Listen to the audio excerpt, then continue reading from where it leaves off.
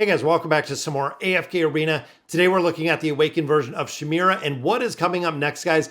So we know that on Tuesday, this hero is coming up over on the global servers, already up on the test server, seeing a lot of utility, ton of interesting things, especially because she is a tank. But guess what is coming next, guys? Let's go ahead and take a look. That's right, guys. If you have seen the new dialogue, of course, that is over up on the test server from Dolly. When the nobles have troubles, they seek help from the lady behind the curtains. That is right. This is what Dolly is talking about. Now, it is a lady, so it is going to be another female character, and a lot of players have really had a lot to say about that, about it being a lot of girls that are coming to AFK Arena. And this, of course, was shared from AFK Inside. And as you can see, guys, looking at the artifact or looking at the signature item, looking at the skills and abilities, it looks like it is going to be another Graveborn, guys. So not only in conjunction with that Awakened version of Chimera, but we are going to be seeing another Graveborn hero that is going to be coming. And looking here, a lot of players are also speculating, looking at kind of the crowd control. It's almost like the Undead Revive right back here, that it is going to be either a mage or it is going to be another support Graveborn hero that we're going to see. Going to be interesting to see exactly how they come. Now, of course, Chimera, again, being the tanking spec, which was shocking to everybody this morning. They thought it was going to be mage. They thought it was going to be intelligence-based. Instead, they went with the Awakened version of Taylene. So they did take a tank, and they did stick with the intelligence on there. So again, this looks pretty interesting in what we're going to see with this new hero. In addition, guys, the next couple days are going to bring our Halloween events. That is right, guys. This, again, from AFK Inside is absolutely stunning looking for the holiday, the Halloween event. And you can see down here, guys, the skin right here with Estrilda. I think I can zoom in on it just a little bit. But this skin is probably one of the most epic skins that I have probably seen in AFK Arena. The horse overall, it's almost like the Headless Horseman. It looks amazing, guys.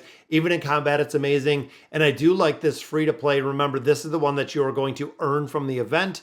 This is not the one that you do have to pay for. But overall, guys, it seems like this skin is going to be absolutely crazy.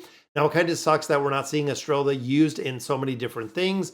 But overall, guys, this is just absolutely breathtaking when it comes to the skin. They did such an amazing job on both of the skins that we're seeing for the Halloween events, especially Vithiel's, again, looks pretty nice. A lot of players are saying it does look kind of a little bit funny, kind of the Chad, the look that he was going for, but Estrella's one is definitely on point.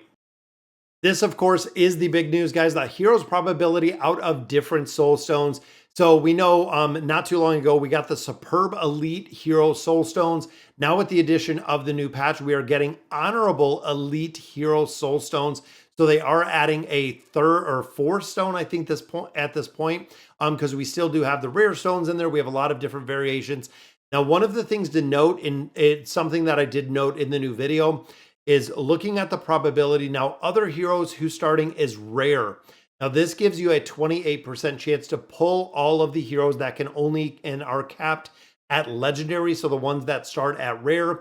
So you do have a chance to pull, you know, your regular, your Ira heroes, your Narus, Sylvanas. You have the ability with the Elite Hero Stone to pull those heroes. Now, the heroes that start at Elite in their entirety, guys, 68%. So much higher probability of pulling heroes that are going to start at that Elite.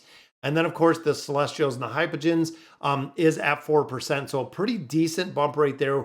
Now, overall, the big thing to note is when you're looking at the Noble Society, where you can pick up these within that game mode, the Elite Hero Stones, you get a lot more of them. And I cannot stress this enough, guys. That is the reason why a lot of players have chosen to get the Elite Stones, is you're going to get a ton more heroes, which means not only are you going to get more Elite heroes, but you're also going to have the ability to recycle a lot more of those Elite heroes. Now, looking at the Superb Elite Stones, this is, of course, the ones that we currently have. Now, essentially with these, you get 30 of these, I believe, every single stage. So in an entire cycle of the Noble Society, you will get 3 full Superb Elite Stones within, I believe, 35 days, where here, I believe you get 5 in total. So you get 5 of these, you get 3 of these.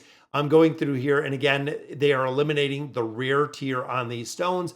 So it is elite only. Celestials and Hypogeans stay at that 4%, but it does introduce the ability to pull Awakened Heroes.